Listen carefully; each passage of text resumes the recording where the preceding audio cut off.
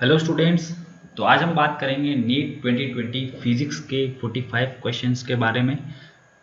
देखिए, ये जो एग्ज़ाम हुआ है इसके अंदर फिजिक्स के जो 45 क्वेश्चंस थे उसके अंदर most of the questions are very easy.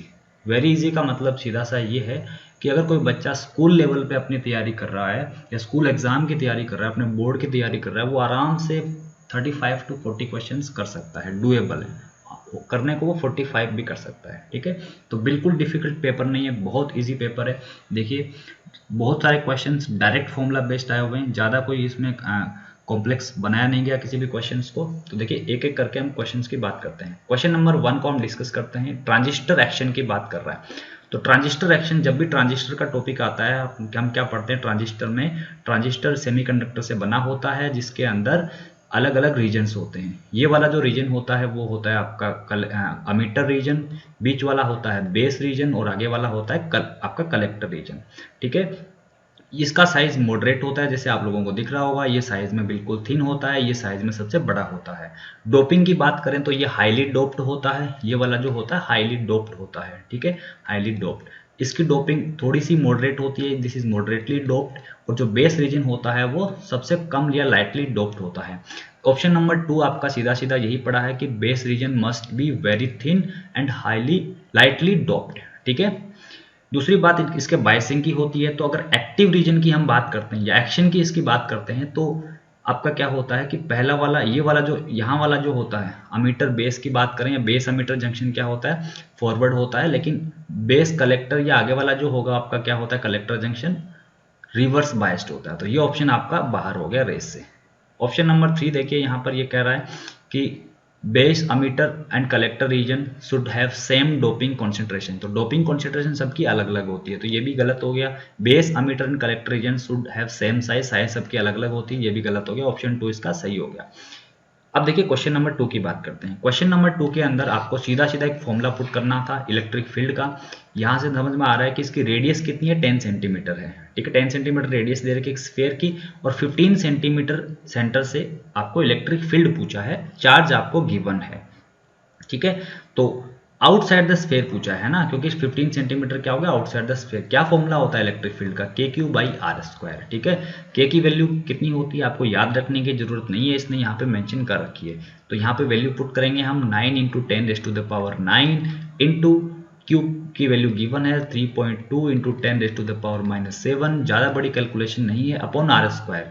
15 का स्क्वायर तो 225, but this is in centimetre, हम इसको मीटर में कन्वर्ट करेंगे तो स्क्वायर है तो -2 हो गया। अब देखिए 9 25 से कैंसिल आउट हो गया, कितना हुआ?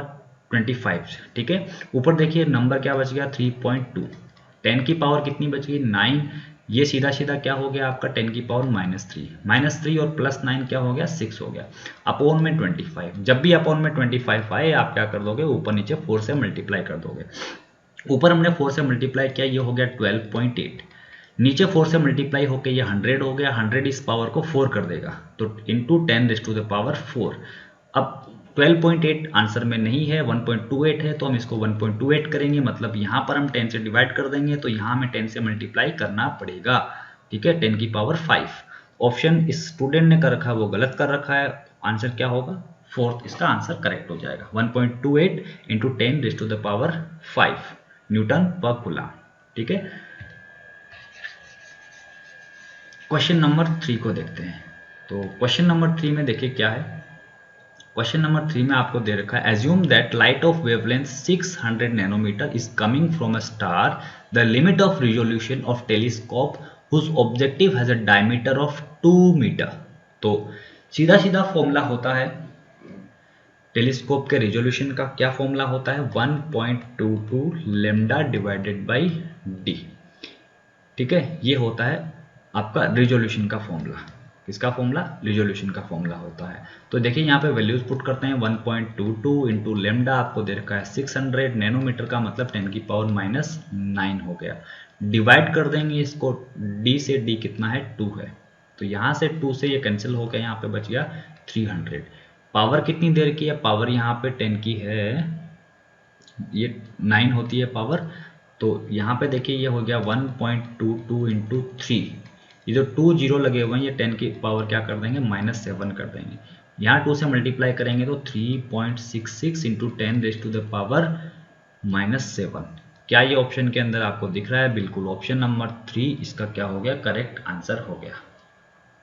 ठीक है, अब देखिए यहाँ पर इसके बाद में देखते हैं क्वेश्चन नंबर 4 को। देखिए क्वेश्चन नंबर 4 क्या है? क्वेश्चन नंबर 4 के अंदर आपसे पूछा है स्ट्रेस की डायमेंशंस। ठीक है, तो स्ट्रेस की डायमेंशंस की अगर हम बात करें तो देखिए, एक तो हम बात करते हैं प्रेशर की। प्रेशर हो गया, या फिर स्ट्रेस हो गया, या फिर एनर्जी डेंसिटी हो गया, या फिर वो बल्क मॉडुलस हो गया, या फिर यंग्स मॉडुलस हो गया, या फिर वो मॉडुलस ऑफ रिजिडिटी हो गया, मॉडुलस ऑफ रिजिडिटी। ठीक है, तो इन सब की डायमेंशंस क्या होती हैं? सेम होती हैं। स्ट्रेस क्या होता है? Force divided by area. ठीक है, इन सब की डायमेंशंस क्या होती है? सेम होती हैं। तो आपसे किसी की भी डायमेंशंस पूछी जा सकती हैं। तो प्रेशर की डायमेंशंस क्या होती हैं आपको पता होना चाहिए। ये आंसर बच्चे ने सही कर रखा है, m1 l-1 t-2। ठीक है, बिल्कुल बेसिक क्वेश्चन आया है। क्वेश्चन नंबर 5 को देखिए। तो क्वेश्चन नंबर 5 की अगर हम बात करें, क्वेश्चन नंबर 5 में a screw gauge has least count 0.05 mm and there are 50 divisions in its circular scale. The pitch of the screw gauge is। तो सीधा सीधा फॉर्मूला होता है आपका लिस्ट काउंट निकालने का। लिस्ट काउंट कैसे निकालते हैं हम? लिस्ट काउंट हम निकालते हैं कि जो आपका लिस्ट काउंट जहाँ पे गिवन है, ठीक है, तो आपको लिस्ट काउंट का फॉर्मूला पता होना चाहिए। ठीक है, तो लिस्ट काउंट का फॉर्मूला क्या होता है कि जो पिच होता है उसको हम क्या कर देते हैं, डिविजन्स, जितने भी डिविजन्स होते हैं उनसे डिवाइड कर देते हैं। तो pitch upon divisions is equal to least count, ये फॉर्मूला होता है। नॉर्मल सा फॉर्मूला है, तो यहाँ पे देख रख देते हैं वैल्यूज। तो आपको पूछा कि आपको पिच पूछा है, तो पिच क्या हो जाएगा? पिच हो जाएगा आपका लीस्ट काउंट इनटू डिविजन्स। तो लिस्ट काउंट कितना? 0.01 mm में है, इनटू कर देंगे 50, ये आंसर क्या आएगा? mm में आएगा। क्या आंसर होगा? 0.5 mm इसका आंसर हो जाएगा। ठीक है, कितना भारी क्वेश्चन है देखिए। क्वेश्चन नंबर इसका आंसर क्या हो जाएगा? ऑप्शन नंबर 1 इसका करेक्ट आंसर हो जाएगा। ठीक है, तो ये फॉर्मूला आप लोग ध्यान रखना। पिच को हम डिवाइड करते हैं नंबर ऑफ डिवीजन से, वो क्या आता है? लिस्ट काउंट आता है। आपको गिवन क्या है? आपको गिवन है लिस्ट काउंट, आपको गिवन है डिवीजन, आपको गिवन है आपको पिच निकालना था। ठीक है, अब उसके बाद में हम स्टार्ट करते हैं क्वेश्चन नंबर 6 से।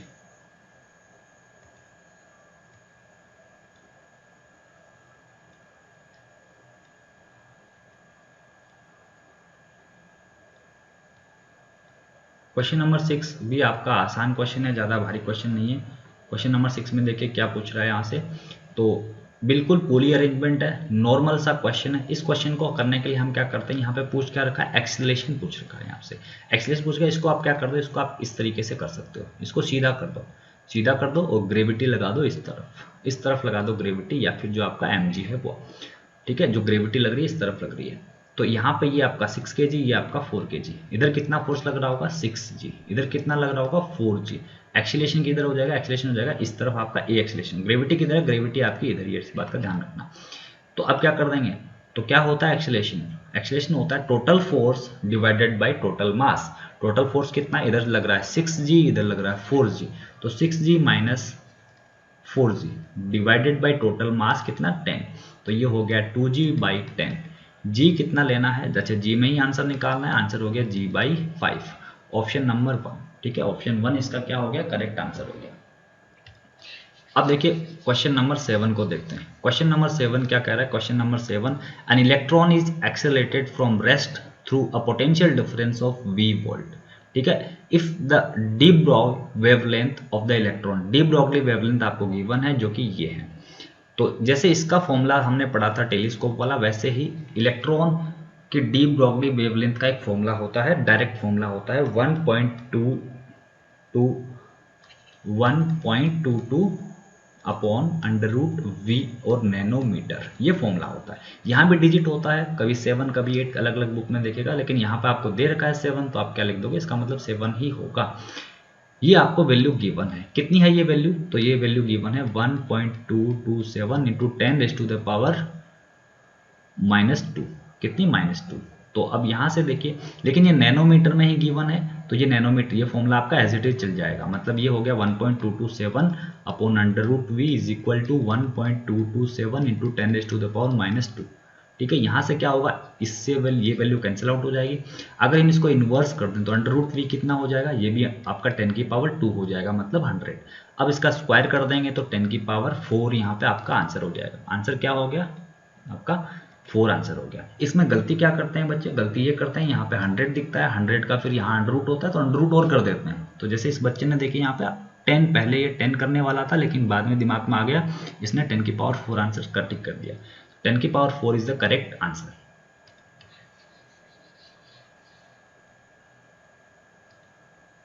अब बात करते हैं क्वेश्चन नंबर 8 की। क्वेश्चन नंबर 8, 9, 10 को देखते हैं। तो क्वेश्चन नंबर 8 में क्या पूछ रहा है, क्वेश्चन नंबर 8 में, in a certain region of space with volume 0.2 metre cube the electric potential is found to be 5 volt throughout. ये वर्ड इसका आपको क्वेश्चन का आंसर देगा। थ्रू आउट, थ्रू आउट का मतलब पूरे रीजन के अंदर एक ही पोटेंशियल है, मतलब पूरे रीजन में पोटेंशियल सेम है, पोटेंशियल चेंज नहीं हो रहा, there is no potential change. तो अगर पोटेंशियल चेंज नहीं होता इसका मतलब इलेक्ट्रिक फील्ड क्या होता है, जीरो, क्योंकि इलेक्ट्रिक फील्ड होने से ही पोटेंशियल में चेंज आता है। अगर पोटेंशियल डिफरेंस नहीं है या पोटेंशियल चेंज नहीं हो रहा है, इसका मतलब इलेक्ट्रिक फील्ड क्या है, जीरो है। ठीक है, कोई कैलकुलेशन नहीं है, सीधा जीरो पे टिक मार के आप आगे निकल लोगे। क्वेश्चन नंबर 9 को देखिए। A cylinder contains hydrogen gas at pressure of 249 kilo pascal and temperature 227 degree Celsius. Density आपसे पूछी है, डेंसिटी क्या होगी। तो आप लोगों ने फॉर्मूला पढ़ा होगा, PV इक्वल्स टू nRT। ठीक है, एक फॉर्मूला और होता है PM इक्वल्स टू ρRT। इसी को अगर हम थोड़ा सा मॉडिफाई कर दें, अगर हम यहाँ पे रो डेंसिटी के फॉर्मेट में लिखे तो ये फॉर्मूला आता है। तो आपसे रो पूछा है, रो क्या हो जाएगा, simply PM upon R into T. P क्या होता है, प्रेशर, जो कि आपको गिवन है। ठीक है, इसको हम ऊपर सोल्व कर देते हैं यहाँ पर। तो फॉर्मूला आपका ये हो गया। तो P यहाँ आपको गिवन है 249 इंटू 10⁻3, क्योंकि किलो पास्कल है, इंटू एम कितना होता है, हाइड्रोजन गैस आपको गिवन है। हाइड्रोजन गैस मतलब H2 मतलब 1 और 1 2 हो गया, मॉलिक्यूलर मास कितना हो गया 2, upon R into T. R कितना याद नहीं रखना, देखो दे रखा है यहाँ पर 8.3। सारी वैल्यूज SI में गिवन है, SI में रख देंगे। टेम्परेचर को केल्विन में कन्वर्ट करना पड़ेगा, तो इसमें 273 ऐड करेंगे तो ये हो जाएगा 300। अब इसको सोल्व करना है, सोल्व करेंगे तो क्या हो जाएगा यहाँ पर, देखिए सीधा सीधा इस जीरो को हम हटाते हैं तो ऊपर क्या लग जाएगा, एक जीरो लग जाएगा। ठीक है, फिर ये सीधे सीधे देखिए, इसको अगर मैं 3 से मल्टीप्लाई करूँ तो ये वैल्यू आ रही है। ठीक है, तो ये कैंसिल आउट हो जाएगा, ऊपर क्या बच जाएगा, 3 बच जाएगा। इस 3 से ये 300 गया, नीचे बच गया आपका 100। ठीक है, अब ऊपर देखिए क्या हो गया, 2 इंटू 10 की पावर ऊपर कितनी है 3 और एक 4 है, और नीचे कितनी है 2 है, तो ये आ गया 2, मतलब 200। अब देखिए आंसर नहीं मिला, इसका मतलब हमने कुछ गड़बड़ करी है, हमने, मैंने करी है गड़बड़। यहाँ पे ये जो 2 था, ये मैंने यहाँ पे 2 का रख दिया। इसका कितना होता है, 2 ग्राम होता है ना, तो मुझे इसको केजी में कन्वर्ट करना पड़ेगा, मुझे 10⁻3 से नीचे डिवाइड करना पड़ेगा। तो अगर मैं 10⁻3 से भी नीचे डिवाइड कर दूं तो क्या हो जाएगा 0.2 और केजी पर मीटर क्यूब, है ना। अगर 10⁻3 से डिवाइड नहीं करेंगे तो ये ग्राम पर मीटर क्यूब आंसर आएगा, जो आपका ऑप्शन में नहीं, ऑप्शन में केजी पर मीटर क्यूब है। तो आंसर आपका क्या हो जाएगा, 4 आपका करेक्ट आंसर हो जाएगा। ठीक है, क्वेश्चन नंबर 10 को देखते हैं। क्वेश्चन नंबर 10 में क्या दे रखा है, क्वेश्चन नंबर 10 में आपसे पूछा है the mean free path of a gas with molecular diameter d and number density n can be expressed as. सीधा सीधा आपसे फॉर्मूला पूछ रखा है, आपको कुछ नहीं करना था, फॉर्मूला इसका सीधा सीधा आप याद कर सकते हो। काइनेटिक थ्योरी ऑफ गैसेस वाले चैप्टर से क्वेश्चन है 11th क्लास के। ठीक है, तो आपको बस फॉर्मूला टिक करना था, फॉर्मूला टिक करके आगे निकलना था। अगर आपको फॉर्मूला याद हो, देखिए यहाँ पे d का स्क्वायर होता है, तो d का स्क्वायर इसके अंदर तो है नहीं, यहाँ पर √2 होता है, √2 सबको सारे ऑप्शन के अंदर √2 गिवन है। ठीक है, तो एलिमिनेट तो आप कर नहीं सकते, एलिमिनेट कैसे करोगे, तो बस आपको फॉर्मूला याद होना चाहिए। तो क्वेश्चन नंबर 11 को हम देखते हैं।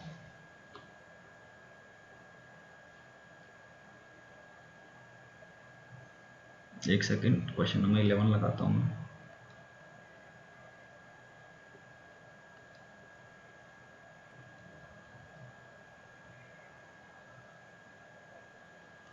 ठीक है, क्वेश्चन नंबर 11 को देखिए। Question number 11, a ball is thrown vertically downward with a velocity of 20 metre per second from the top of a tower. It hits the ground after some time with a velocity of 80 metre per second. G की value given है, पूछा क्या है, the height of the tower. कुछ नहीं करना आपको, हम क्या करते हैं कि जब भी कोई बॉडी ऊपर से नीचे गिरती है, नीचे आती है, तो हम क्या करते हैं, इसके एनर्जी में जो डिफरेंस आता है, काइनेटिक एनर्जी में जो चेंज आता है और पोटेंशियल में चेंज आता है, उनको हम क्या करते हैं, इक्वेट करते हैं। तो यहाँ पे काइनेटिक में सपोज ये कहीं h हाइट पे थी, उसके पास एनर्जी कितनी थी, mgh एनर्जी थी, ठीक है। और यहाँ पर काइनेटिक कितनी थी, हाफ एम यू स्क्वायर, और नीचे कितनी है, हाफ एम वी स्क्वायर। तो जो काइनेटिक में चेंज आया है उतनी पोटेंशियल क्या हो गई, कम हो गई। तो हम क्या कर देंगे, half m v square minus half m u square is equal to m g h. M से एम क्या हो जाएगा, कैंसिल आउट हो जाएगा, तो ये हो जाएगा v square minus u square equals to 2gh, ठीक है।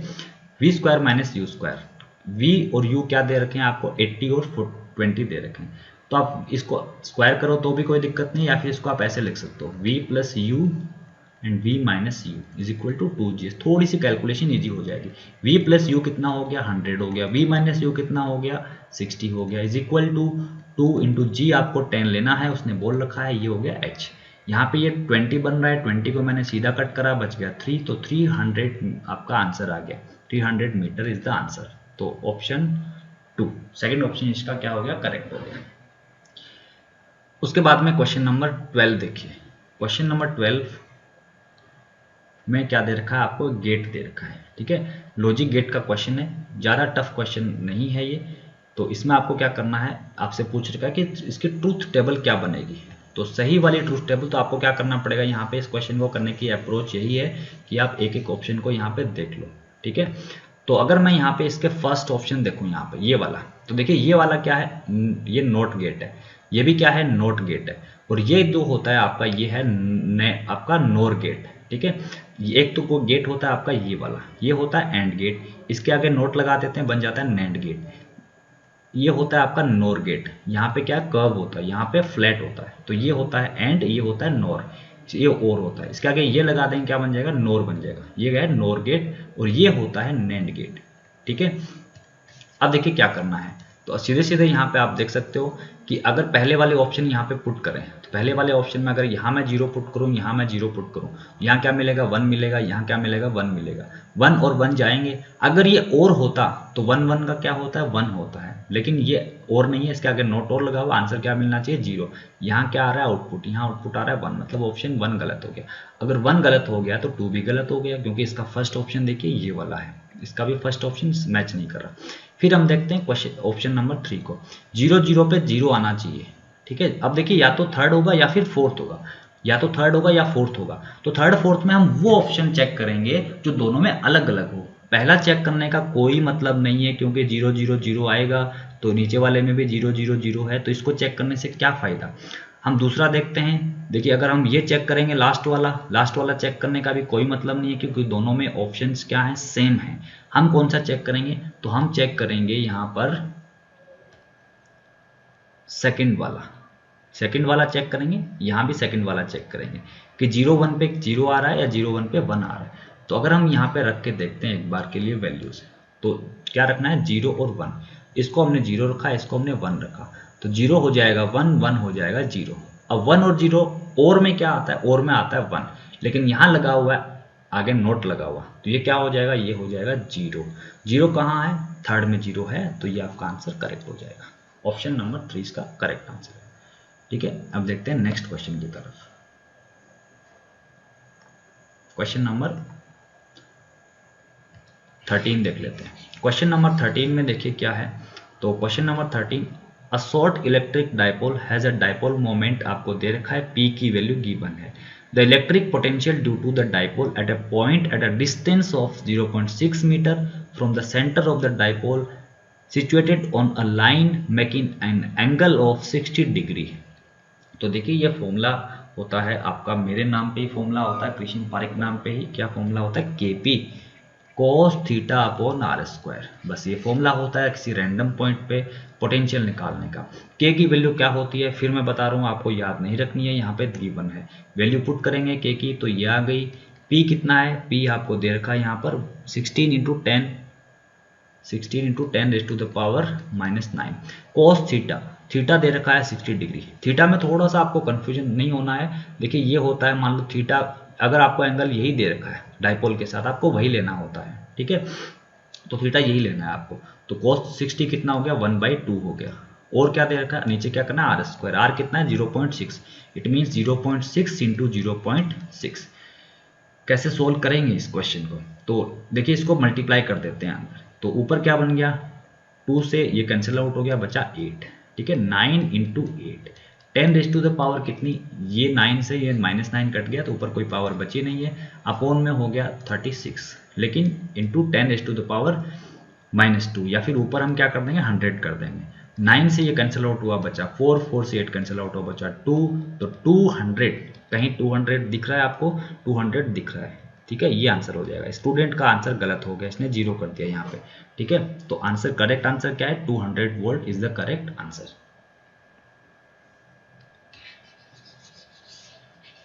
क्वेश्चन नंबर 14 डिस्कस करते हैं। क्वेश्चन नंबर 14 लगाते हैं।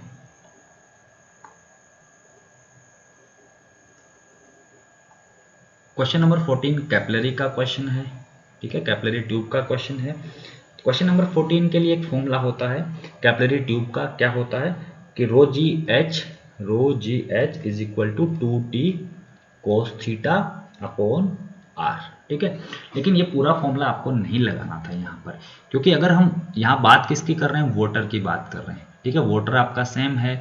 और यहाँ पर क्या है, a capillary tube of radius r is immersed in water and water rises in it to a height h, ठीक है, h हाइट तक राइज हुआ। उसके बाद में the mass of the water आपको दे रखा कितना है, 5 ग्राम है। थोड़ा सा सोचने वाला क्वेश्चन था। Another capillary tube of radius 2r is immersed in water, the mass of water that will rise in this tube. तो इस फॉर्मूले में देखिए वाटर की बात हो रही है, रो कांस्टेंट हो गया तो रो को हटा दो, जी कांस्टेंट हो गया, जी को हटा दो, 2 कांस्टेंट है, 2 को हटा दो, टी मतलब वाटर की बात हो रही है तो वाटर के तो सरफेस टेंशन सेम रहेगा। तो क्या बच गया यहाँ पे, cos थीटा, ये भी वाटर की प्रॉपर्टी है तो ये भी यहाँ से हट जाएगा। तो यहाँ से बचा h is proportional to 1/r, ठीक है। इसका मतलब हुआ ये कि h1r1 is equal to h2r2, बस इतनी सी कहानी है। इसका मतलब ये हुआ कि h1r1 क्या होगा, आपका कांस्टेंट होता है। तो इसका मतलब पहले वाले में r था रेडियस, हाइट कितनी थी, h थी। आगे वाले में हमने क्या करा, रेडियस को डबल कर दिया। रेडियस को डबल कर देंगे तो हाइट क्या हो जाएगी, हाइट हाफ हो जाएगी, क्योंकि इन्वर्सली प्रोपोर्शनल है। तो देखिए यहाँ पे 2 केस बनते हैं। पहले केस में क्या था, रेडियस r थी, कोई ट्यूब है आपकी, ट्यूब की रेडियस कितनी थी, r रेडियस थी, r रेडियस थी यहाँ से यहाँ तक r, और हाइट कितनी थी, h थी। लेकिन सेकंड ऑप्शन में हमने क्या कर दिया, इसकी रेडियस कर दी 2r और हाइट कितनी हो गई, हाइट हो गई h/2। अब इसने क्या पूछा है कि उसका मास कितना होगा, तो the mass of water that will rise in this tube. तो मास, अगर मान लो इस मास की अगर हम बात की जाए तो मास किस पे डिपेंड करता है, मास डिपेंड करेगा वॉल्यूम पे, क्योंकि डेंसिटी तो वाटर है, दोनों सेम होगी। और वॉल्यूम का एक स्टैंडर्ड फॉर्मूला होता है एरिया इनटू हाइट, या सिलेंड्रिकल है तो आप निकल सकते हो पाई r स्क्वायर h। तो पाई तो क्या होगा, कॉमन होगा, r स्क्वायर h यहाँ पर होगा, लेकिन यहाँ पे r क्या है, 2r है, तो 2r का स्क्वायर करेंगे, 2r स्क्वायर यहाँ पे इंटू h की जगह h/2। तो यहाँ पे वॉल्यूम आ रहा है आपका पाई r स्क्वायर h, यहाँ पे आ रहा है इतना, ये कितना हो गया, ये 4r स्क्वायर होगा, तो pi into 4r square h/2, मतलब ये हो गया पाई 2 पाई r स्क्वायर h, ये r स्क्वायर h, ठीक है। मतलब इसका वॉल्यूम क्या है, डबल है। वॉल्यूम डबल है तो उसमें मास भी क्या होगा, डबल होगा। डबल होगा, पहले वाले में कितना था 5 ग्राम, तो आगे वाले में कितना होगा 10 ग्राम। आंसर क्या हो गया, ऑप्शन नंबर 1 इसका करेक्ट आंसर है। क्वेश्चन नंबर 15, क्वेश्चन नंबर 15 क्या है, प्रीवियस ईयर का क्वेश्चन रिपीट हुआ है। क्वेश्चन नंबर आपका 15 डायरेक्ट, इसका आपको ग्राफ पता होना चाहिए, क्या होता है, कर्व ग्राफ होता है। अगर हम बात करते हैं, किसकी बात कर रहे हैं यहाँ पे, कॉपर की बात कर रहे हैं, मतलब कंडक्टर की। कंडक्टर का रेजिस्टेंस क्या होता है, टेम्परेचर के साथ इंक्रीज होता है, ठीक है। तो अगर आप देखोगे यहाँ पे, अगर दोनों ग्राफ, 4 ग्राफ यहाँ पे गिवन है, तो पहली बात ऐसा ऑप्शन हम देखेंगे जिसके अंदर वैल्यू क्या हो रही हो, रेजिस्टिविटी की इंक्रीज हो रही हो। इंक्रीज कौन कौन से में हो रही है, तो इंक्रीज इसमें हो रही है, मतलब ये तो गलत हो जाएगा, ये भी गलत हो जाएगा, इनमें डिक्रीज हो रही है। कन्फ्यूजन फर्स्ट टू थर्ड में होता है। तो ये स्ट्रेट लाइन है, ठीक है। तो एग्जैक्ट स्ट्रेट लाइन नहीं होती है, तो हमें कौन सा टिक करना पड़ेगा, कर्व हमें टिक करना पड़ेगा। क्वेश्चन नंबर 15 सीधे सीधे देखते ही करने वाला क्वेश्चन था। अब बात करते हैं क्वेश्चन नंबर 16 की एंड 17 की। तो क्वेश्चन नंबर 17 हम डिस्कस कर लेते हैं यहाँ पर। क्वेश्चन नंबर 16 में क्या दे रखा है, the ratio of contribution made by electric field and magnetic field components to the intensity of an electromagnetic wave. तो इलेक्ट्रोमैग्नेटिक वेव में क्या होता है, इलेक्ट्रिक फील्ड और मैग्नेटिक फील्ड का जो एक साथ इक्वली काम करते हैं, वहां पर इक्वली एनर्जी डिस्ट्रीब्यूट करते हैं, इक्वली इंटेंसिटी डिस्ट्रीब्यूट करते हैं, तो वहां पर रेशियो क्या होता है उनका 1:1 का रेशियो होता है, ठीक है। 1:1 का फॉर्मूला क्या होता है, फॉर्मूला होता है E/B, ठीक है। तो E भी अकेला आ रहा है, B भी अकेला आ रहा है, ना किसी E की स्क्वायर है तो B की 1 है, ऐसा कुछ नहीं है। दोनों की पावर अलग अलग नहीं है, दोनों की पावर सेम होती है, मतलब दोनों इक्वली पार्टिसिपेट करते हैं। सीधी सी बात यह है, इसका आंसर हो गया फोर्थ वाला। उसके बाद में हम बात करते हैं क्वेश्चन नंबर 17 की, along solenoid of 50 centimetre length having 100 turns और करंट दे रखा है, the magnetic field at the centre of the solenoid.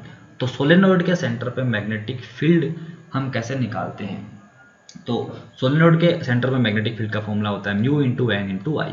N क्या होता है, number of turns per unit, आपका पर यूनिट लेंथ होता है। तो इसको हम ऐसे भी लिख सकते हैं, एन आपको गिवन नहीं है, इसको एन अपॉन एल इंटू आई लिख देंगे, ठीक है। एन नंबर ऑफ टर्न्स हो गया, एल आपका लेंथ हो गई।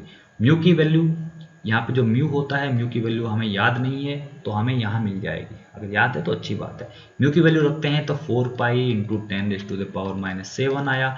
एन की वैल्यू दे रखी है, कितने टर्न है, 100 टर्न है। आई कितना है, 2.5, 2.5 को आप लिखो 5/2, ज़्यादा ईजी रहेगा। और अपॉन एल करना है, एल कितना है आपका 50 सेंटीमीटर। 50 सेंटीमीटर को आप क्या लिखोगे, 50 सेंटीमीटर को आप लिख दोगे 0.5 मीटर, ठीक है।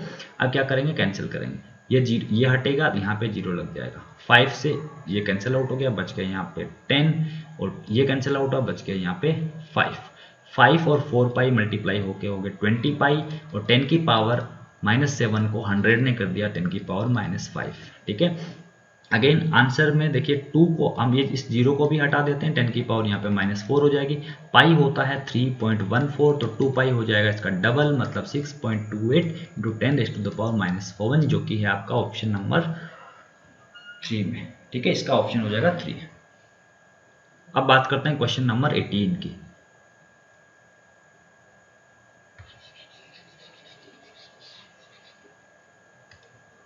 क्वेश्चन नंबर 18 क्या है, देखिए क्वेश्चन नंबर 18 लगाते हैं अभी, ठीक है। ये रहा क्वेश्चन नंबर 18। क्वेश्चन नंबर 18 में क्या बोला है, for which one of the following Bohr model is not valid. तो जब भी आपने बोर मॉडल पढ़ा होगा, साफ साफ यहाँ से नजर आता है बोर मॉडल किसके लिए होता है, बोर मॉडल हाइड्रोजन एटम के लिए होता है, हाइड्रोजन के आसपास का होता है, नियॉन प्लस तक यहाँ तक हम नहीं जाते, तो यही इसका हो जाएगा option number 2। Question number 19, the energy equivalent to 0.5 gram of substance. इसका मतलब क्या हुआ, आइंस्टाइन वाला फॉर्मूला लगाना है आपको, mc² निकालना है। एन कितना है 0.5, ग्राम में दे रखा है, इसको केजी में कन्वर्ट करेंगे। तो केजी में कन्वर्ट करने के लिए हम क्या करते हैं, 10 की पावर -3 से, लेकिन 0.5 है तो 10 की पावर -4 हो गया, इंटू सी का स्क्वायर। सी कितना होता है, 3 × 10⁸ होता है, तो ये 9 × 10 की पावर 16 हो जाएगा। 9 5 जा हो जाएगा 45, 10 की पावर हो जाएगी 12। देखते हैं ऑप्शन के अंदर 4.5 दे रखा है, 4.5 करेंगे, यहाँ 10 से डिवाइड किया, यहाँ 10 से मल्टीप्लाई कर देंगे, 13 इसका आंसर हो जाएगा। 13 कहाँ पर है, ऑप्शन नंबर 4 के अंदर। तो ऑप्शन नंबर 4 आप इसका राइट आंसर हो जाएगा, ठीक है। बस इसमें जिसने इसको ग्राम को केजी में कन्वर्ट नहीं करा, वो ऑप्शन कौन टिक कर देगा, थर्ड ऑप्शन टिक कर देगा, ठीक है। बस इतनी सी दिक्कत होती है यहाँ पर। तो ऑप्शन नंबर 4 इसका क्या हो जाएगा, करेक्ट हो जाएगा। क्वेश्चन नंबर 20 देखिए, taking into account of the significant figures what is the value of this. तो सिग्निफिकेंट फिगर्स में देखिए, जब अरिथमेटिक ऑपरेशन हम करते हैं तो हम दो चीजें ध्यान देखते हैं। अगर हम मल्टीप्लिकेशन या डिवीजन हम करते हैं तो हम क्या देखते हैं, लीस्ट सिग्निफिकेंट फिगर्स देखते हैं। क्या देखते हैं, लीस्ट सिग्निफिकेंट फिगर्स। बट जब एडिशन या सब्ट्रैक्शन की बात आती है तो हम क्या देखते हैं, least decimal places. Least decimal places हम देखते हैं। तो पहले इसको सोल्व करते हैं। तो 9.99 क्या सब्ट्रैक्ट करना है, 0.0099, ऊपर 0 हम लगा लेते हैं, सब्ट्रैक्ट करेंगे 10 में से 9 गया 1 यहाँ पे, ये हो गया 0, ये हो गया 8, ये हो गया 9, ये हो गया 9। अब बात क्या है कि कितने सिग्निफिकेंट फिगर्स हमें रखने हैं, तो हमें सबसे कम रखने हैं। यहाँ पे सिग्निफिकेंट फिगर्स सॉरी नहीं होते, यहाँ पे हम देखते हैं डेसिमल के बाद में प्लेसेस।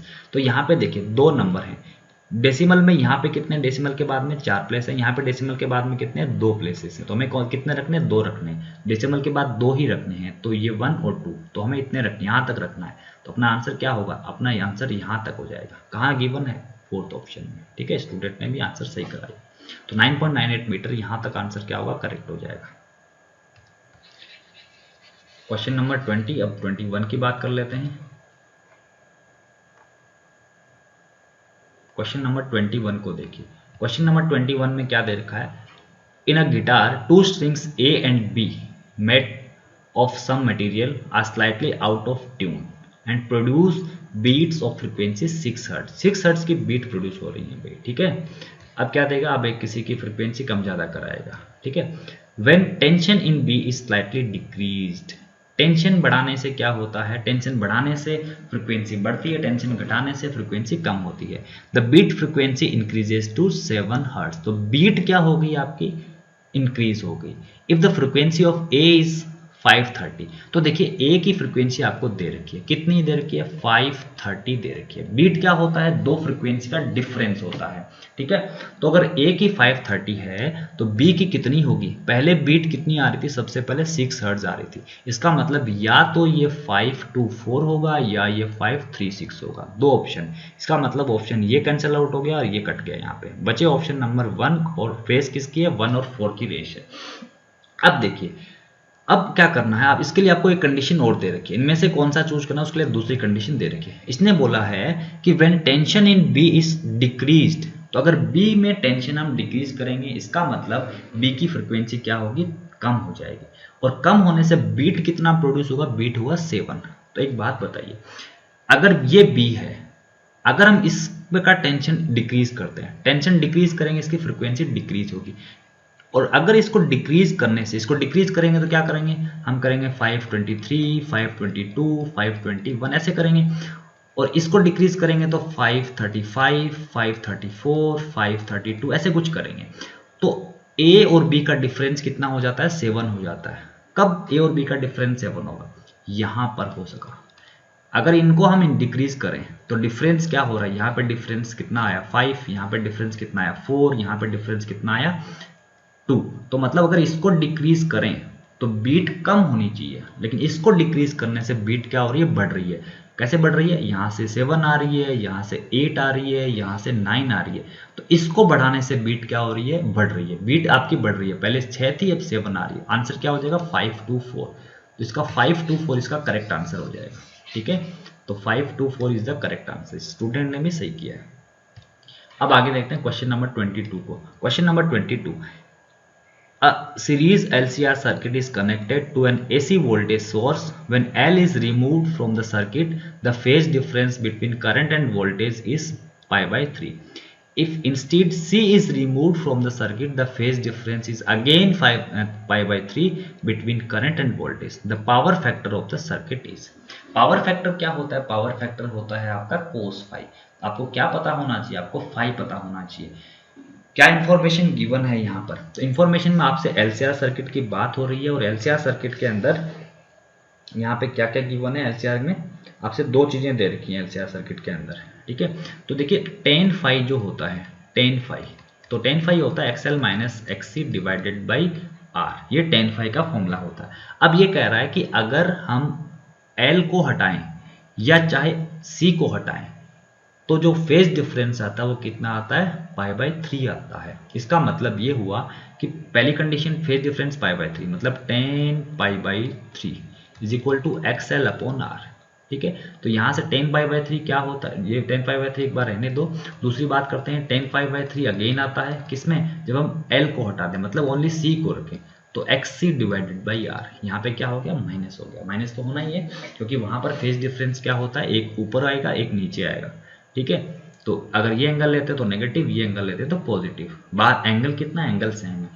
इसका मतलब यहां से देखिए, ये वैल्यू और ये वैल्यू सेम है, इसका मतलब ये वैल्यू और ये वैल्यू क्या होंगी, सेम होंगी। माइनस किस लिए आया, माइनस आया ये वैल्यू पीछे होती है इसलिए नेगेटिव साइन आता है। लेकिन डिफरेंस अगर हम बात करेंगे, डिफरेंस तो हम पॉजिटिव में बताते हैं। इसका मतलब एक्सएल और एक्सी क्या हो गया, सेम हो गया।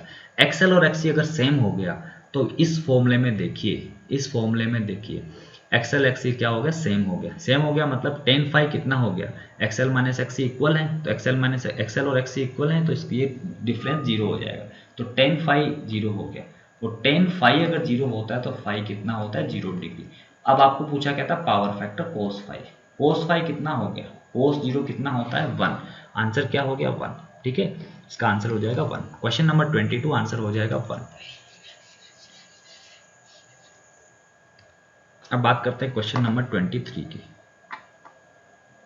क्वेश्चन नंबर 23, तो इसमें दे रखा है आपसे कि the quantities of heat required to raise the temperature of two solid copper spheres of radius आपको दे रखी है R1 एंड R2।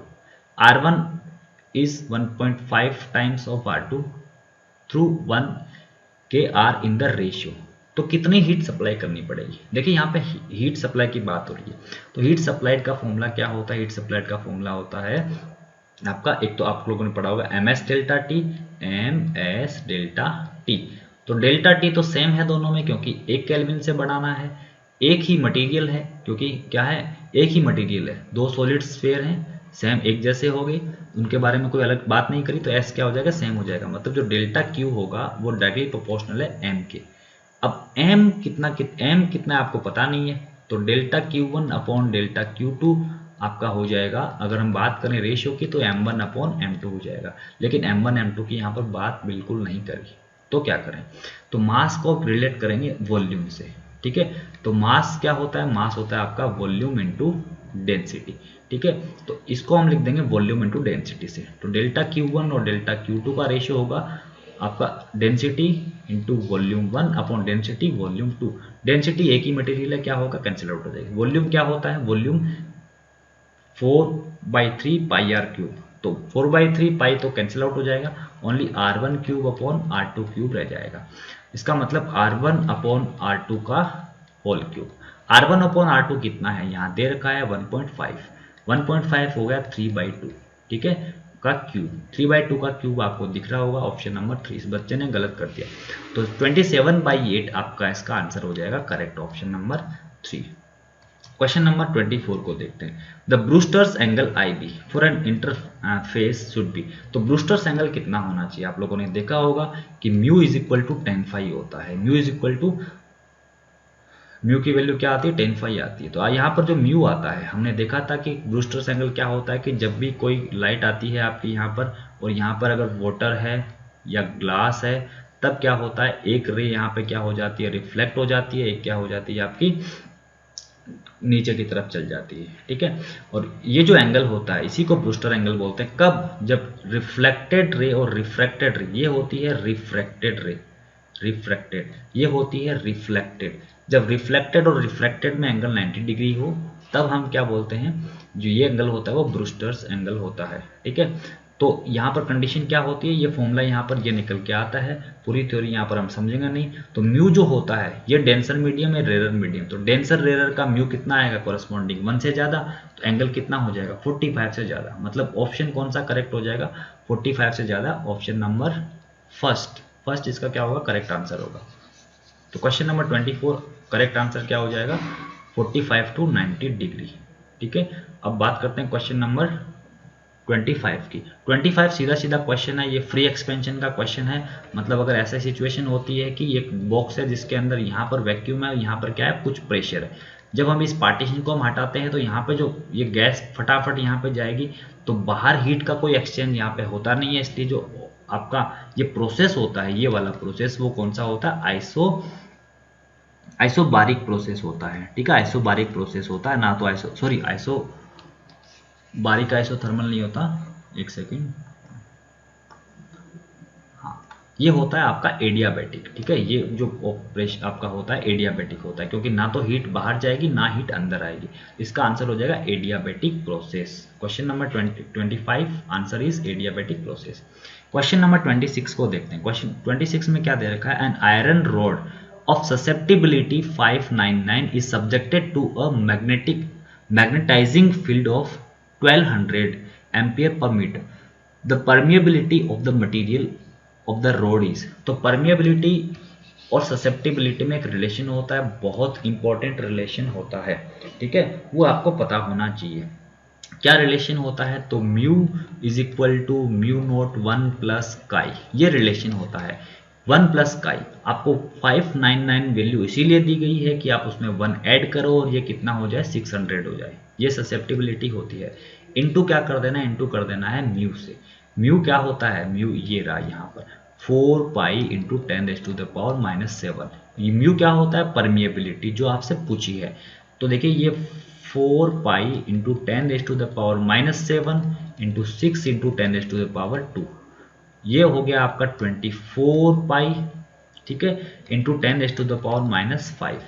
अब 24 तो है नहीं, 2.4 पाई है, तो 10 की पावर यहाँ पे 10 से डिवाइड किया है, तो यहाँ 10 से यहाँ मल्टीप्लाई कर देंगे, 4 हो गया।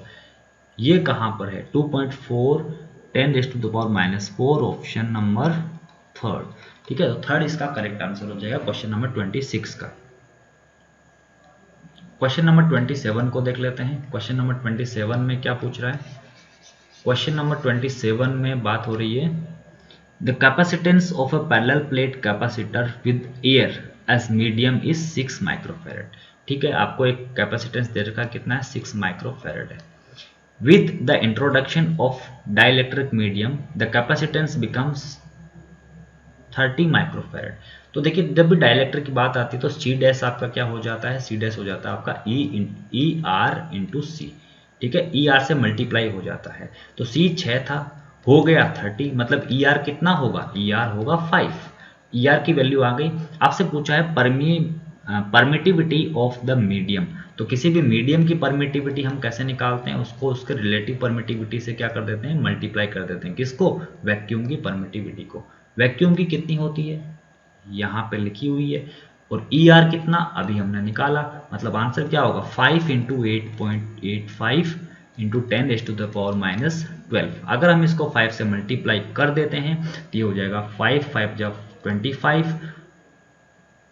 कैरी 2 एंड 40 42 एंड 40 44, ठीक है, डेसिमल लग जाएगा 44 के आगे इंटू 10⁻⁻12। ऑप्शन में 44 नहीं है, 0.44 है। अगर इसको 0.44 करेंगे, है ना, 0.44 करेंगे तो इंटू हमने क्या करा, यहाँ पे 100 से डिवाइड कर दिया। अगर यहाँ 100 से डिवाइड किया है तो यहाँ 100 से मल्टीप्लाई करेंगे तो 10⁻⁻10 बच जाएगा। ये देखिए ऑप्शन कहाँ नजर आ रहा है, तो ऑप्शन नंबर 1 आपका करेक्ट आंसर हो जाएगा, ठीक है। तो क्वेश्चन नंबर 27, अब बात करते हैं क्वेश्चन नंबर 28 की। क्वेश्चन नंबर 28,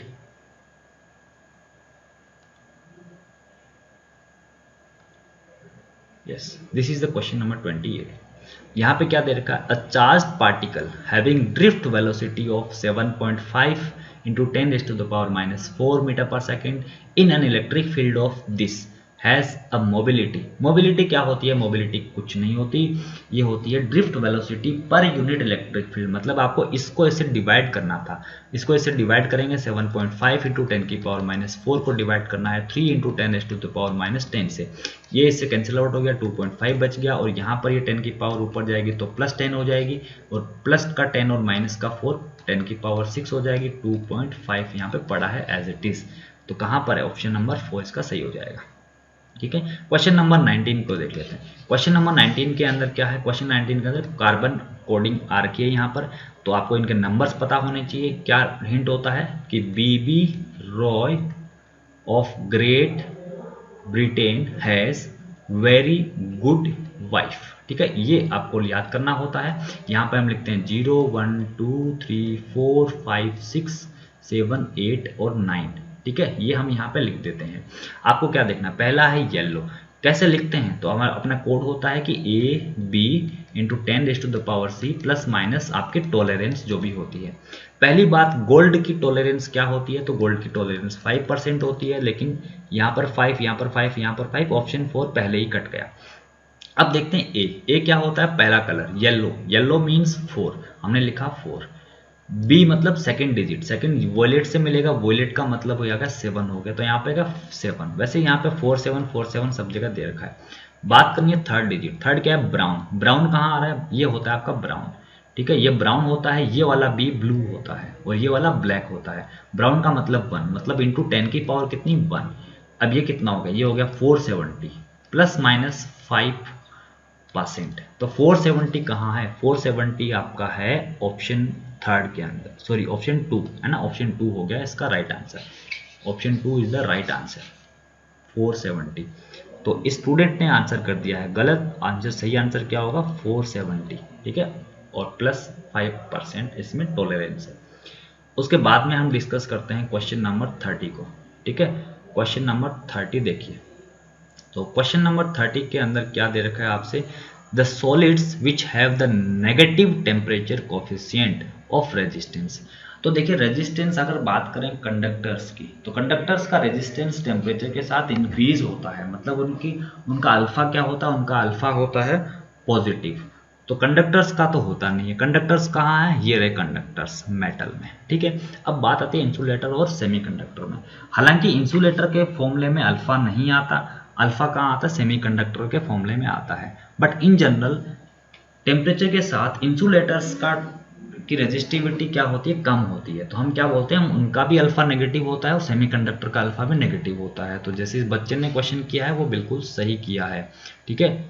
टिक इसका इस पे होना चाहिए, इंसुलेटर और सेमीकंडक्टर दोनों का ही अल्फा हम इन जनरल क्या लेते हैं, कम लेते हैं, नेगेटिव लेते हैं। क्यों, क्योंकि उनका टेम्परेचर के साथ रेजिस्टिविटी और रेजिस्टेंस कम होते हैं, टेम्परेचर बढ़ाएंगे रेजिस्टिविटी कम होगी।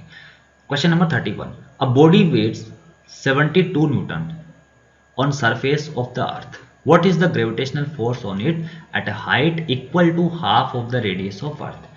तो g का फॉर्मूला g डैश हाइट पे कितना होता है, हाइट पे होता है 1/1 प्लस h अपॉन r का होल स्क्वायर। यहाँ पे ये वाला फॉर्मूला नहीं लगाएंगे, कौन सा 1 माइनस 2h अपॉन r। ये कब होता है, स्पेशल केस होता है जब आपका h बहुत छोटा होता है, लेकिन यहाँ पे h बहुत छोटा नहीं है, ये r का हाफ है, तो सीधा हम फॉर्मूले में रखेंगे। देखेंगे g डैश कितना आ रहा है, तो g डैश आ रहा है 1 प्लस h कितना है r/2, r as it is पड़ा हुआ है स्क्वायर, ये हो गया 1/2, 1/2 प्लस 1 3/2, 3/2 का स्क्वायर 9/4, तो ये हो जाएगा ऊपर जाके 4/9 इंटू जी। तो अगर जी इतने टाइम्स हो गया तो ग्रेविटेशनल फोर्स क्या होता है mg, मतलब वो भी 4/9 टाइम्स हो जाएगा। तो 72 इंटू 4/9, 9 से कट किया यहाँ पे 8, 8 4 या 48, 48 कहीं दिख रहा है, 48 ये रहा यहाँ पर, तो 48 इसका आंसर हो जाएगा। क्वेश्चन नंबर 32 को देखते हैं। क्वेश्चन नंबर 32, क्वेश्चन नंबर 32 आपका है, a 40 microfarad capacitor is connected to a 200 volt 50 hertz AC supply. The RMS value of the current in the circuit is nearly। RMS value आपसे पूछी है, देखिए जो वोल्टेज दे रखी है RMS ही दे रखी है, तो RMS वोल्टेज, RMS करंट का जो फॉर्मूला होता है वो होता है VRMS अपॉन आपका हो जाएगा, कैपेसिटर दे रखा है ओनली, तो यहाँ पे XC कर देंगे हम, जो इसका कैपेसिटर का इफेक्टिव रेजिस्टेंस होता है XC। अब हमें XC निकालने का पड़ेगा, हमें I VRMS तो गिवन है, VRMS कितना है 100 है, ठीक है, कोई दिक्कत नहीं है। XC क्या होता है, XC होता है 1/ओमेगा C। ओमेगा कितना होता है, ओमेगा 2πf होता है, तो 2πfC, ठीक है, ये हो गया I। अगर I के फॉर्मूले में हम वैल्यू पुट कर देते हैं, IRMS है यहाँ पे, तो VRMS अपॉन में XC करेंगे, XC है इतना तो ये ऊपर चल जाएगी value 2πf into C। VRMS कितना है 100, ठीक है, 2 इंटू पाई, F कितना है, F फ्रिक्वेंसी 50 दे रखी है, इंटू 50 कर देंगे। C कितना है 40 माइक्रोफेरेड, तो इंटू कर देंगे हम, इंटू करेंगे 40 से, और 10 की पावर इधर लगा देता हूँ, उधर आपको दिखेगा नहीं, -6 10 की पावर हमने यहाँ लगा दी। इसको सोल्व करना है, कुछ नहीं करना। तो देखिए 2 इंटू 5 10 हो गया, 10 इंटू 4 आपका 40 हो गया, 40 10 की पावर देख लेते हैं, यहाँ पे -6, यहाँ पर है 2 तो -4 हो गया, और एक ये रही तो -3 हो गया, -3, और ये आ गया आपका एक सेकेंड, हाँ इंटू पाई भी यहाँ पर आपका पड़ा हुआ है, पाई भी है ना, तो ये हो जाएगा 4 pi into 10 raised to the power -2। अब पाई कितना होता है, पाई होता है 3.14, इसको मल्टीप्लाई करेंगे 4 से तो ये आ गया 16, 5 और 12, ठीक है, ये आंसर आ गया इंटू 10 की पावर -2। ऑप्शन देखते हैं, ऑप्शन में आपसे हेल्प मिलेगी। तो ये आ गया आपका, एक सेकंड कुछ गलती कर दी इस क्वेश्चन के अंदर, एक सेकंड, ये वैल्यू 2 पाई एफ इंटू सी, दोबारा करते हैं, कुछ गलत कर दिया, कैलकुलेशन मिस्टेक हो गई इसके अंदर। तो देखिए आरएमएस वैल्यू जो होती है, आई जो होता है वो होता है आपका V अपॉन एक्स सी, ठीक है, कोई दिक्कत नहीं है। एक्स सी क्या होता है, एक्स सी होता है 1 अपॉन ओमेगा सी, यहाँ तक कोई दिक्कत नहीं थी, हमने अब ध्यान रखना कोई गलती हो जाए तो। और यहाँ पे जो ओमेगा होता है वो होता है 2 पाई एफ इंटू सी, ठीक है। तो ये वैल्यू आपकी आ जाएगी V इंटू 2 पाई एफ सी। अब वैल्यूज पुट करते हैं हम दोबारा, 2 पाई को बाहर रख लेते हैं, इंटू वी कितना है, वी अच्छा वी 200 था, मैंने 100 ले लिया था, आई थिंक हमने 100 ले लिया था, ठीक है। तो 1.25 कुछ आंसर आ रहा है, इसका मतलब 2.5 इज द करेक्ट आंसर। कोई बात नहीं, दोबारा कर लेते हैं। 2 पाई इंटू एफ कितना है, एफ इज आपका हो गया, वी है आपका 200 इंटू एफ है 50, सी कितना है 40, 10 की पावर इधर लिख देता हूँ -6, ठीक है। अब देखिए यहाँ पर इंटू 2 पाई और 2, ये हो गया 10 की पावर -6 इंटू ये 10 की पावर 2, 10 की पावर 3, 10 की पावर 4 इंटू 10 की पावर 4 लिख देता हूँ मैं, ठीक है। नंबर क्या हो गए, नंबर हो गए आपके 2 पाई इंटू 2 इंटू 5 इंटू 4 को लिख दिया 20, ठीक है। तो ये आ गया आपका 4 पाई, कितना 4 पाई इंटू ये हो गया 10 की पावर -2 और ये 10 की पावर यहाँ पे आ गया 20, आपका यहाँ पड़ा हुआ है, ठीक है। ये हो गया आपका 8 पाई और ये 0 इसकी पावर को कर देगा -1। अब आपको 3.14 को 8 से मल्टीप्लाई करना है, तो 32, 8 और 3 11 और ये हो गया 25, ठीक है, पॉइंट लग जाएगा यहाँ पर, और एक -1 और लगा हुआ है, मतलब 2.5 आपका फर्स्ट ऑप्शन के अंदर ही है। 32 का आपका करेक्ट आंसर होगा ऑप्शन नंबर 1। अब बात करते हैं 33 की।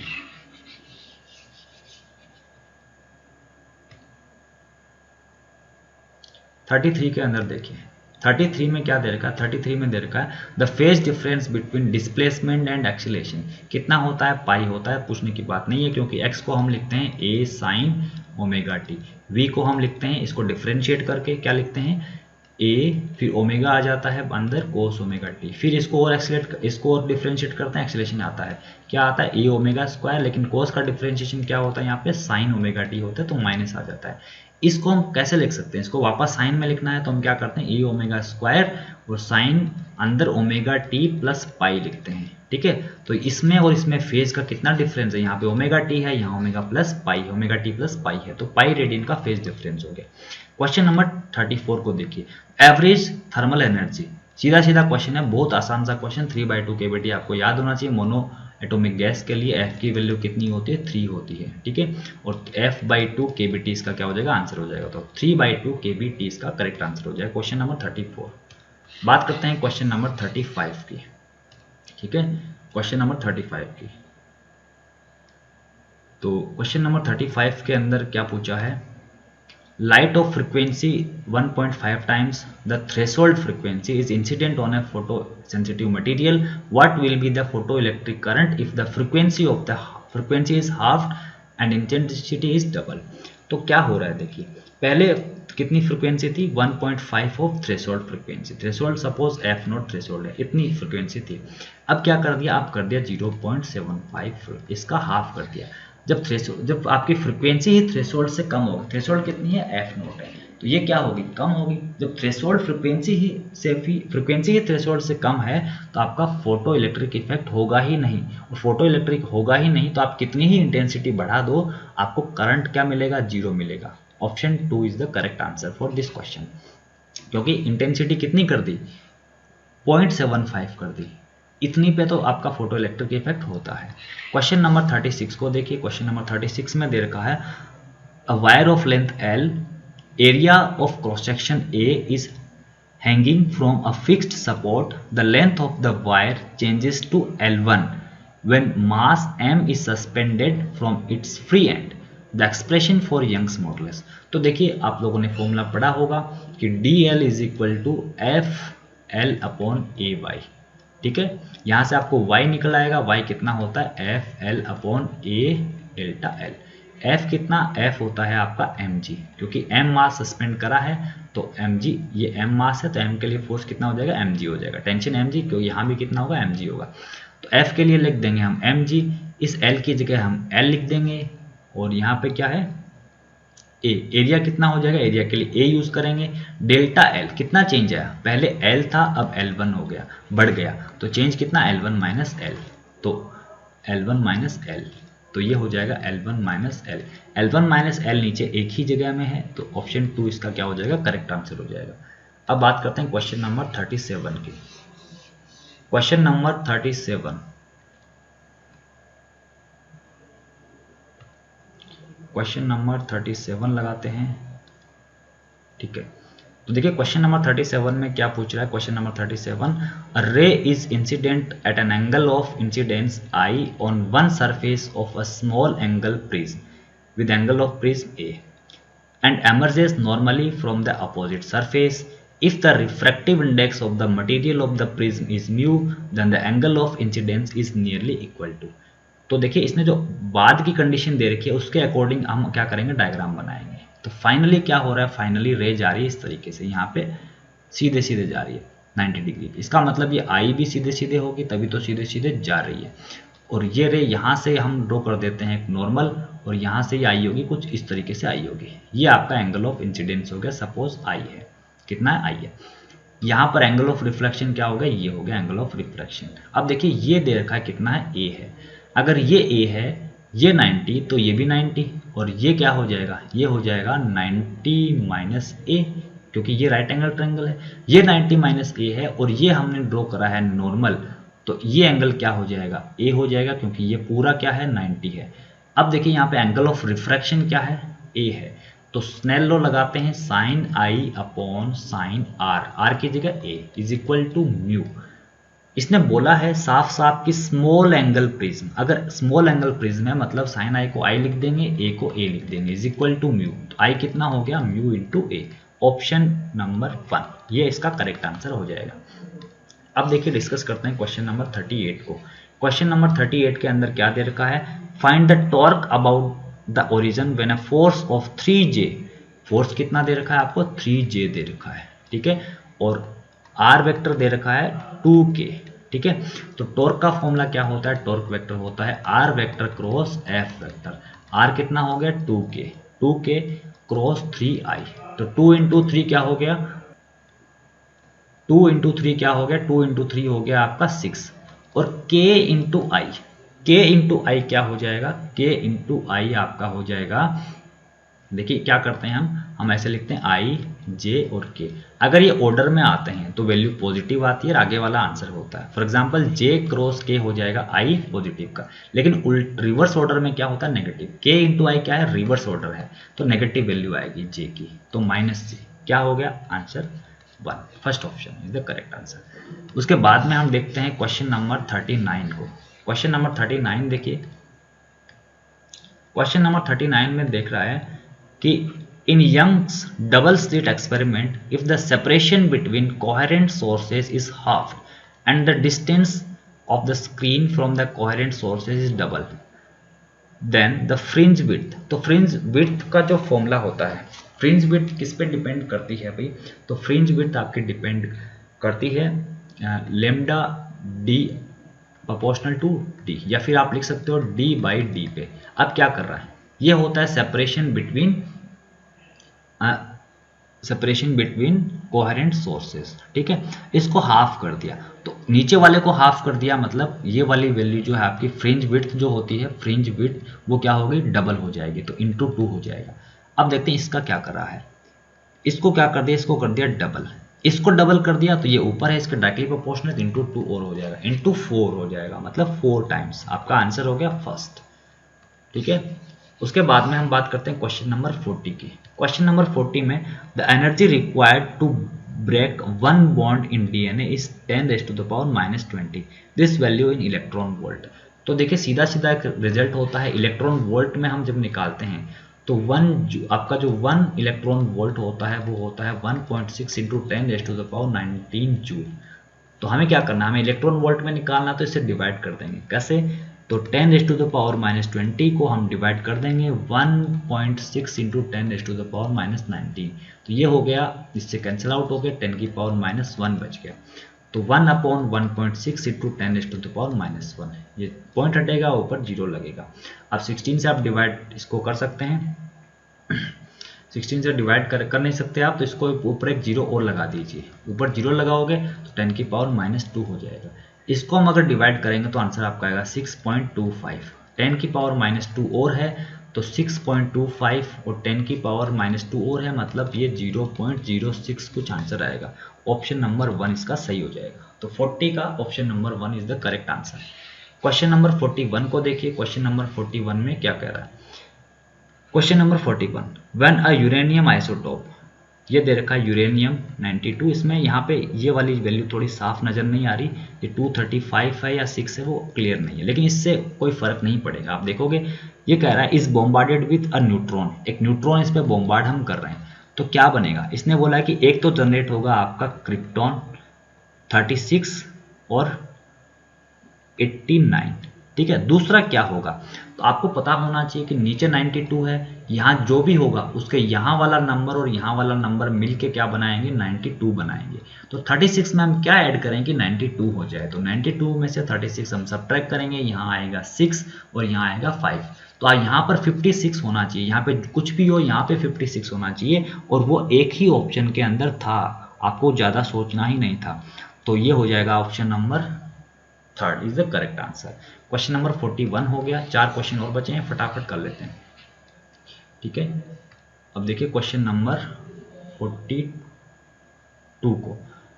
क्वेश्चन नंबर 42 में क्या है? क्वेश्चन नंबर 42 में है यहाँ पर 2 particles of mass 5 kg 10 kg respectively are attached to the two ends of a rigid rod length 1 meter with a negligible mass, center of mass of the system from 5 kg। तो यहाँ पर क्या है कि दो मास हैं, एक है आपका 10 kg, एक है 5 kg। Suppose centre of mass अगर यहाँ होता है तो मैंने आप लोगों को बताया है कि इनका जो रेशियो होता है उसी रेशियो में ये लेंथ होती है। तो अगर इनका रेशियो क्या है 1:2 का इनका रेशियो है, तो 2:1 में ये लेंथ होगी। कितनी टोटल लेंथ कितनी है? 1 मीटर। 1 मीटर मतलब 100 सेंटीमीटर। 100 सेंटीमीटर को 2:1 में डिवाइड कर दीजिए। 2:1 में कैसे डिवाइड करोगे? अपॉन 3 करके, एक बार इंटू 1 और एक बार इंटू 2 करोगे। तो अगर आपको कौन सी पूछिए? ये वाली पूछिए, तो इंटू 2 मतलब ये, तो 200 डिवाइडेड बाई 3 कितना हो जाएगा? ये आ जाएगा आपका 66.66 है ना। ऐसा कोई ऑप्शन नजर आ रहा है? ये नहीं है, ये नहीं है, ये नहीं है, तो 67 अप्रोक्सीमेट 67 आपका आंसर करेक्ट हो जाएगा। 42 का ए ऑप्शन करेक्ट है।